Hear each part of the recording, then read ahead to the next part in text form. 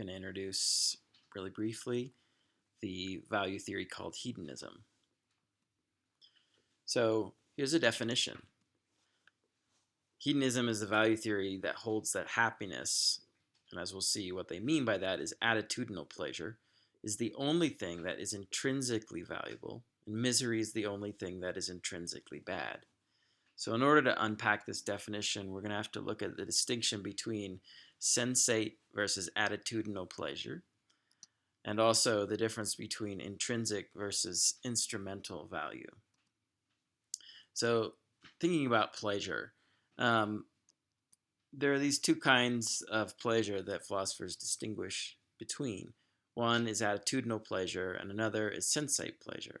So an example of attitudinal pleasure would be, for example, something like enjoyment, right? The idea is that it's an attitude that you take towards a certain kind of thing or experience, right? And it has to do with it's more cognitive. It has to do with a certain kind of mental state that you're in, right? When you're undergoing an experience. So as a way of trying to kind of distinguish these two things, think of, for example, the feeling in your stomach when you go down a hill on a roller coaster, or you're driving on a kind of hilly country road, and you're going up and over the hills and down quickly. There's a particular kind of feeling, right, in your stomach that you have. Or think about the taste of your favorite food. So those are what we would call sensate pleasures, right? The taste of the food, the particular quality that has, or the particular kind of quality of the feeling in your stomach. So these are very sensate pleasure, as the word sensate suggests, is tied to kind of bodily feelings, whereas an attitudinal pleasure is a kind of state of mind that you have, for example, towards the bodily feeling, or towards whatever. So as an example, you can imagine, for example, that Sally does not enjoy the sensation of going down the roller coaster hill, right? So there is that sensation, but she does not take the attitudinal pleasure of enjoyment towards that, right? She takes some other sort of cognitive attitude, like maybe she hates it, right? Suppose that, on the other hand, Mark enjoys making his body feel pain and exhaustion. Here, pain and exhaustion would be kind of sensate pain, right? Or lack of sensate pleasure, right? But you can imagine that and indeed, there are plenty of people who enjoy being in those states, right? And I mean, a classic example of this would be the masochist, who takes the attitudinal pleasure of enjoyment towards sensate pain. So that's the distinction between attitudinal and sensate pleasures. And as I've just suggested, the hedonist is focusing on attitudinal pleasures. So when they say that happiness is the only thing that's intrinsically valuable, what they're talking about is attitudinal pleasure there. So remember, the hedonist also says that the thing that is intrinsically valuable is happiness, or as I've just suggested, attitudinal pleasure. So this is a distinction that philosophers draw between things that are intrinsically valuable and things that are instrumentally valuable. As a good example of something that has intrinsic value would be like friendships or family relationships. So like, we value the person, whether it's a friend or family member, in and of themselves, right? We don't we care about them not because of what they can bring us, but because of what they are in and of themselves to us. A good example of something that has instrumental value would be, for example, gasoline. If you have a car, right? If you have a car, then you value gasoline. You're willing to pay money for it. Why? Because you want the gasoline itself just to sit around on a shelf? No. you value the gasoline because of what it can bring you, which is namely transportation, right? So it'll make your car go. Another great example of something that has instrumental value is money, right? So it's not like we want to just collect and hoard money for the sake of having it. Um, Unless, of course, we're doing that as a way of kind of financial security. But the whole idea of money is that you can be used to get other things that you want, right? So it's not like, the dollar bills themselves that have some sort of intrinsic value, right?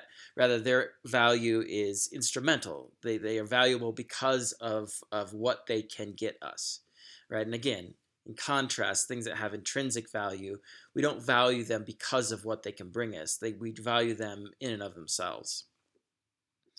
Um, so what the hedonist is going to claim is that happiness is a thing that has intrinsic value. Not only that, they're going to claim it's the only thing that has intrinsic value. As I suggest in the chapter, we could think about hedonism as a theory of well-being, or a value theory, as just saying this, is saying the more happiness you have in your life, the higher your well-being, right? So the person whose well-being is at the very highest is going to be a person who kind of couldn't be any happier, right? So finally, I want to suggest, in the chapter, of course, I talk about different points or arguments in favor of hedonism, and I'll leave that to you to read. But I want to reiterate this idea that there's a way in philosophy that we can kind of argue for theories, and in ethics, philosophical ethics in particular, there's a way that we kind of argue for or against different theories, whether we're talking about the value theories, which we're going to be talking about here initially, or later on if we're talking about the different normative ethical theories. The same point applies. So what I want to suggest is that in general, when we're arguing for theories, the best theories are those that best account for the widest range of facts, or the most observed facts, right? Or accepted facts, let's say. Here, the question of what we mean by fact is going to be different if we're talking about science versus talking about philosophy, or in particular ethics. With scientific theories, the facts in question here are empirical facts, ones that we can observe, whether in a kind of natural setting or in a laboratory setting. The empirical facts, right? Things that we can use our senses to observe and note. With ethical theories, the facts aren't empirical facts, right, that we're trying to account for. The facts we're trying to account for are what we might call our pre-theoretical intuitions, right? So if we kind of come to the table with certain ideas about what well-being is, or what morality is, then these are the facts that the different theories are trying to account for. And here's the idea. We're going to have different theories. So how do we kind of compare one theory against the other? And the idea is just this. Suppose we have one theory, call it theory A, and another theory, theory B. And suppose these asterisks here are just representing facts. If we're talking about science, then they're representing empirical facts, like things that we've observed or measured. If we're talking about ethics, what these asterisks are supposed to represent are the kind of things that we come to the table with, our pre-theoretical intuitions or beliefs, right?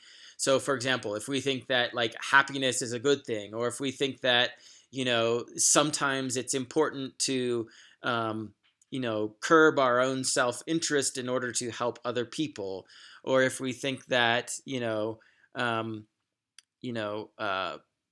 killing innocent people is wrong, or if we think that a life lived if you live your life in a way that never develops any of your kind of basic human capacities, then that's not a good life. All of those things that I just said are different kind of beliefs that we might come to the table with, right? We may or we may not. I mean, that's the interesting thing about philosophy in general, or ethics in particular, is that people might sometimes disagree on these what I'm calling pre-theoretical intuitions, right? We might disagree about those things that we kind of antecedently think are true. But the idea is that, if we can find those things that a wide range of people will agree upon, then the best theories are the theories that account for the widest range of those pre-theoretical intuitions. This, by the way, is a method pursued in ethics and philosophy generally that Aristotle used, and it's sometimes called the endoxic method. But the important thing that I want to emphasize for you all is that there's actually a kind of parallel or analogy between the way that we argue for theories in science and the way that we argue for theories in philosophy, or in particular in philosophical ethics. And so there's a parallel here, right? It's the same basic structure either way, whether we're talking about science or philosophy. It's the idea that the better theory is the theory that accounts kind of most efficiently for the most data, right? And then the difference, of course, is what that data or what the facts are. And of course, that's different if we're talking about science, which is dealing with empirical facts, versus philosophy, which is dealing with the beliefs that we come to the table with.